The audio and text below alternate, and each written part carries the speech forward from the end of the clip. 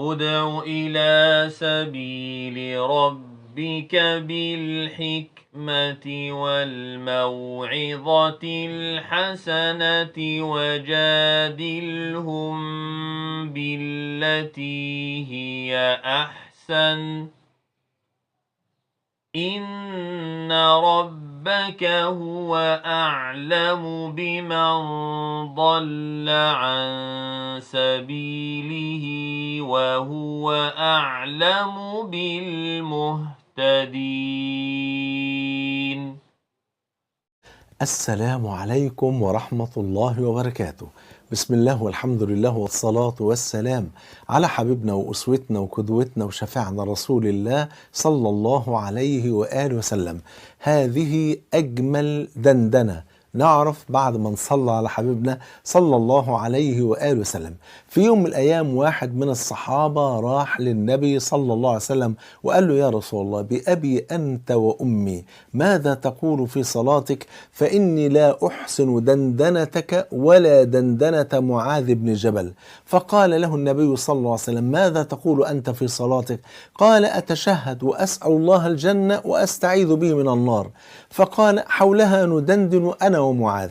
والحديث رواه أبو داود بسند صحيح أن النبي صلى الله عليه وسلم في رواية أخرى قال لرجل: كيف تقول في صلاتك؟ فقال: أتشهد وأقول اللهم إني أسألك الجنة وأعوذ بك من النار، أما إني لا أحسن دندنتك ولا دندنة معاذ بن جبل. يعني لا أحسن حفظ الأذكار والأدعية التي تحفظها أنت ومعاذ بن جبل. فقال النبي صلى الله عليه وسلم: حولها ندندن، يعني حول دخول الجنة وطلبها وحول النار والاستعاذة منها ندندن، أي نسأل الله الجنة ونستعيذ به من النار سبحانه وتعالى. في هذا الحديث فائدة عظيمة جدا، وهي عدم التكلف في الدعاء. بعض الناس لما يجي يدعو في الصلاة يحرص جدا على السجع في الدعاء، ان الجمل كلها يكون نهاية كل جملة زي التانية، وانه يحاول بقدر الامكان يتغنى في الدعاء. وليس من السنة ترتيل الدعاء ولا التغني في الدعاء، بل الدعاء يخرج هكذا: اللهم اغفر ذنوبنا، استر عيوبنا، تولى امرنا، هكذا. لا يتغنى بالدعاء ولا يجوز التغني بالدعاء.